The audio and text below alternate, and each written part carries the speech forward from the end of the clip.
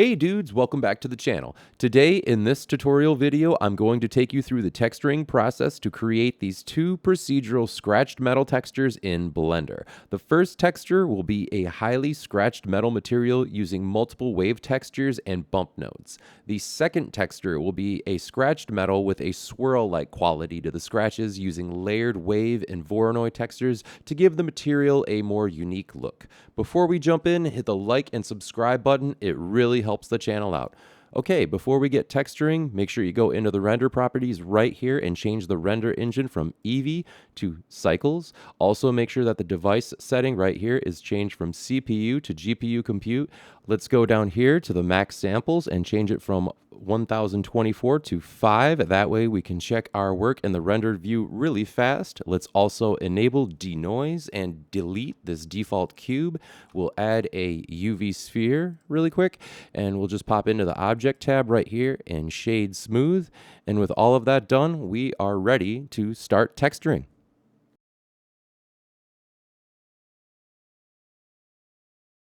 Okay, let's start off with our highly scratched metal texture. Let's pop into the shading panel right here, and let's click new to enable a new setup. And let's just rename this to scratched metal. Okay, and before we get into adding any textures or anything like that, let's just crank the metallic right here all the way to 1, and let's just decrease the roughness to 0.25, just like that. And the first thing we want to do is hold down Shift and press A, so that way we can bring up the search menu, and let's add a Voronoi texture. And with that selected, let's hold down Control and press T, which if you have the Node Wrangler add-on enabled, it will bring up the texture coordinate and mapping node just like that. And what we want to do is just make sure that the UV is connected to the vector just like that. And then we will add our first color ramp, first of many. And we're just going to drop that right there. And let's just connect the distance right here to the factor and the color to the base color of the principal BSDF. And let's get a little bit better view right here so we can just see things a little more clearly. And right now, not a lot is happening. That's not too big of a deal. The first thing we're going to start doing, though, is change this feature output right here from F1. Let's change that to distance to edge. And you see right away we do get some sort of cracks, but it's not exactly what we want. So let's just change the detail real quick. Let's change that all the way to 15. And what we want to do is just bring these out just a little bit more so we can start adding some stuff. I want to add a wave texture really quickly right in here. I'm just going to drop that right there. And what I want to do is I want to connect the factor right here. I'm going to connect that to the scale. And that gives us, as you can see, a little bit more of a sort of a denser, sort of scratch-like appearance, sort of on that one particular axis. But what we want to do here is let's just change it from the bands. Let's just change this. Let's change the wave type to rings. And what I also want to do is I want to change this part right here, the wave profile. Let's change that to triangle. And what I'm going to do now is I'm going to increase the scale just a little bit. I'm going to increase the scale to, let's check it out. I think, let's just mess around. I think I'm going to go with 17. Yeah, 17 seems really good. And let's just get a little closer. Let's add just a touch of distortion. I'm thinking just 2, just a little tiny bit, so it doesn't look as like a laser cut it. It should look a little bit more random. So and then I also want to increase the detail all the way to 15. Why not? Who doesn't want more detail? So with that done, we're just going to move on a little bit. What I think I really am going to do is we want to like add several axes of scratching. So what I want to do now is I'm going to add a wave texture down here. It's going to be its own thing. And I'm going to duplicate this color ramp right here. And what I want to do is just drag this out really quickly. And I want to connect the factor to this color ramp right here. And then let's add a mix color node. Okay. And if I just drop that right here, it automatically connects our Voronoi textures color ramp just like that. And what I want to do is connect this color ramp right here to color B. So that way you can sort of see that something's happening. Now we have like a little, so we have more axis of action, if you will.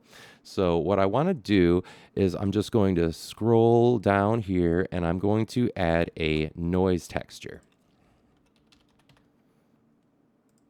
I'm going to drop that right here. And what I want to do is just connect the factor to the scale right here. And I'm going to also just, under the wave texture right here, I'm going to change it from bands to rings. And I'm also going to change the wave profile to triangle, similar to the one before. And now what we want to do is just increase the detail all the way to 15, just like that. And once again, I'm going to add a little bit of distortion. I'm going to go with 2.5, just so it's a little bit different than previously.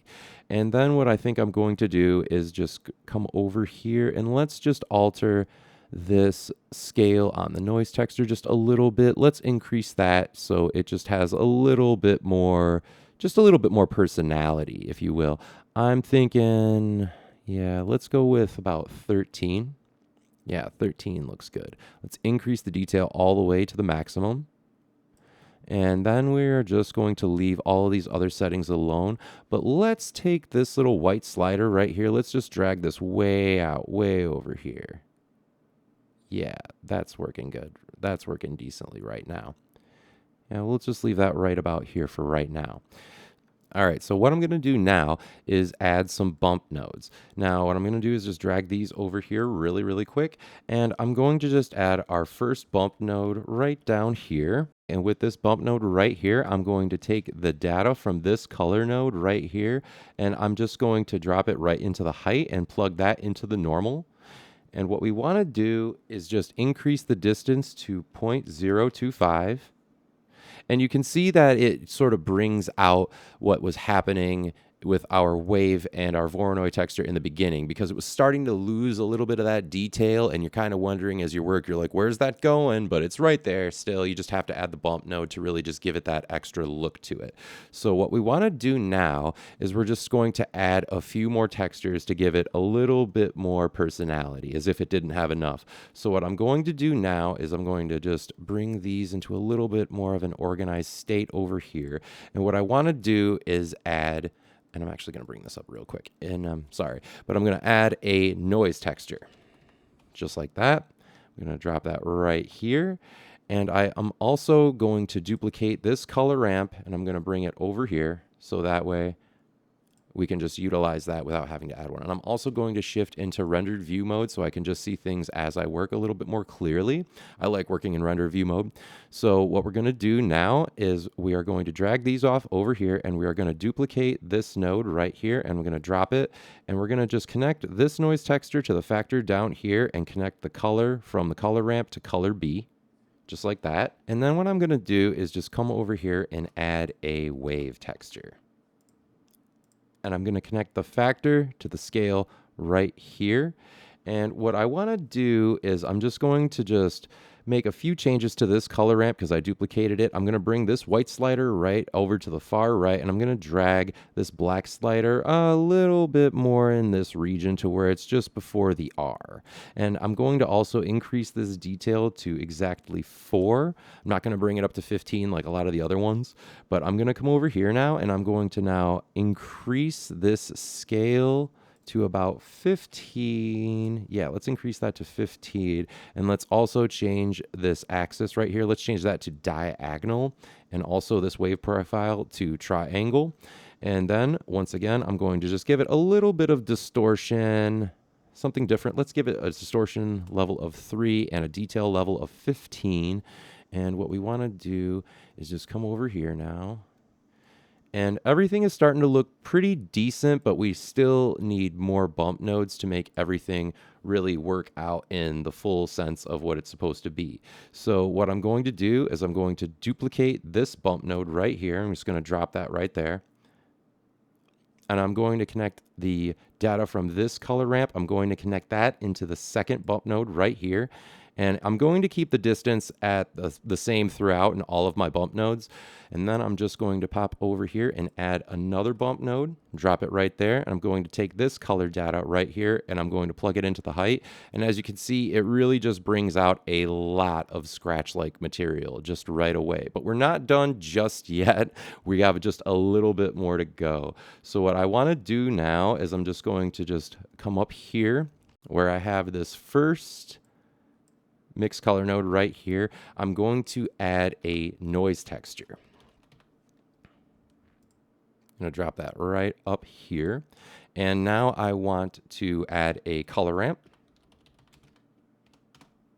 And I'm going to connect the factor of the noise texture to the factor of the color ramp right here. And the color, I'm going to connect that to the color of the first mixed color node factor. And between this noise texture and the color ramp, I'm going to add a math node. Oh, misspelled math. And I'm going to drop that right here. And I'm going to change the function right here. I'm going to change that to smooth minimum. And then I'm just going to make a few changes right here. I'm going to decrease this value. I want this to be about 4. And I'm thinking I'm going to decrease the distance to about 0.2. And then I'm just going to bring this white slider in just a little bit. I think it just ties everything together a little bit visually. As you can see, it just kind of like alters the brightness. I think it just ties everything together rather nicely. So yeah, that is what we are looking at. I'm going to now make a little bit of a change to the noise texture right here. Let's bring this up to, I think I'm going to bring this up to about 12. And I'm also going to increase the detail all the way to 15. And that is looking pretty good. It's definitely got a lot of scratch-like quality to it. I like the way this looks thus far. And you can make changes to this texture in many different ways as usual.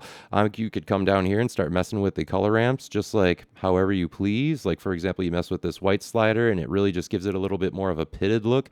I might even drag this a little bit further in than I originally intended just to make those scratches just a little bit finer. I like the way that looks even better. But yeah, just mess around with the texture. You know, you can come over here to the scale and just increase this to the maximum, trying to, you know, you can increase it to 5 if you wish, just to give it a little bit more personality. You can do quite a bit with it, you know, mess around with the bump nodes. So yeah, that is this particular texture. And if you like the way this looks, we are done with this and ready to move on to our second texture.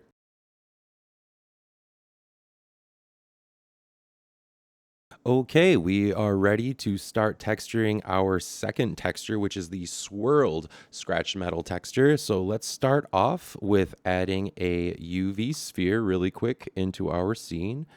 And we're just going to move that on the x-axis to right about here, should be good. And let's also make sure that we shade it smooth right there. And then we can click new to add an entirely new node setup. Let's make sure that we just name this properly. Let's name it Scratched Swirled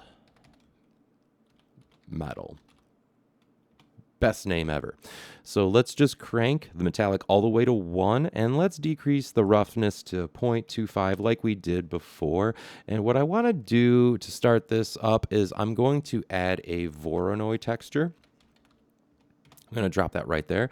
And similar to before, I'm going to add a color ramp just before the principal BSDF. So let's just add that right here. And that way we can connect the distance to the factor and the color to the base color right there. And what I want to do is just bring this little slider really, really close. I want this one really close, and then we can change the feature output to distance to edge. Let's bring it even closer, like to the point where it's, yeah, really, really close. Yeah. And then with the Voronoi texture selected, you hold down Control and press T to bring up the texture coordinate and mapping node just like that. And this time we're going to connect the object to the vector. And then we can just drag these out a little bit just to give it a little bit more space. And I also want to just drag these out a little bit further. And what I want to do now at this point is I'm going to add a noise texture, and I'm going to insert the factor of the noise texture into the scale of the Voronoi texture right here. And as you can see, it distorts the scratches of the Voronoi texture right away, which is good. And then we can increase the scale to what we think is good. I am going to increase it to about 14, and I'm also going to increase the detail all the way to 15. Yeah, not bad so far. Okay, so what I want to do now is just move this noise texture right here so I just have a little bit more space, and I want to add a wave texture. And we're going to drop that right here.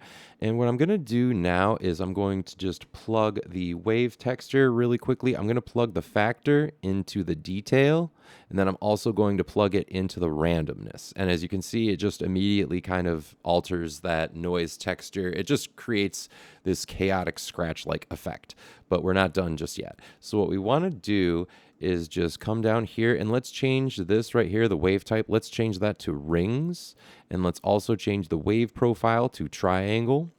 And then we can just increase the distortion to about 2. I just think that gives it a little bit more personality. Let's decrease the scale right here. Yeah, 2.5 is really good. And then we can increase the detail. Increased detail is always good. And we definitely have like a swirling happening, which is good. It's definitely something that's like, has a unique quality to it.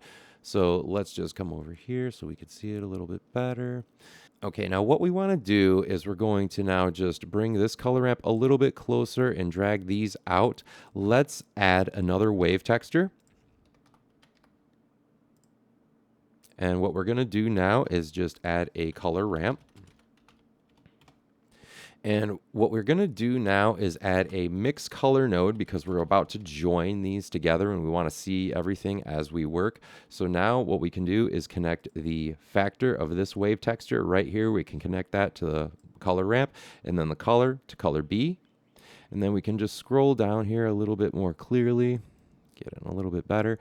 And then what we're going to do is we're just going to, first off, change the this little band's direction right here. Let's change that to diagonal, and then we will change the wave profile to triangle right here really quick. And then what we also want to do is just give it a little bit of distortion as usual. Yeah, about 2.2 is good. And increase the detail all the way to 15. And what we can do to make this texture a little bit more interesting is just drag this slider over here a little bit to make those lines a little bit finer, and we can add a Voronoi texture to influence the scale really quick. Let's plug the distance into the scale, and let's also change the feature output to distance to edge. And then really quickly, because it kind of looks really bizarre on that overlay like that, let's just add another wave texture. We can duplicate this one, and then we can plug the factor into the scale of the Voronoi texture. I know, it's just crazy. So let's just change this wave type to rings, and then we can also change this little rings direction to Y, and we can leave this at triangle, but I'm going to just decrease the scale really, really low. Let's go with, let's go with 0.7. And we're just going to flatten the distortion at flat 2. And we can just leave the detail alone at 15. That's pretty good as it is. But I'm just going to bring this slider just a little bit closer to make that line just a touch finer. Yeah, that's pretty good thus far. And I think now that we're here, let's just make some changes to this Voronoi texture. Let's add detail of 15, and let's just change this roughness just a little bit.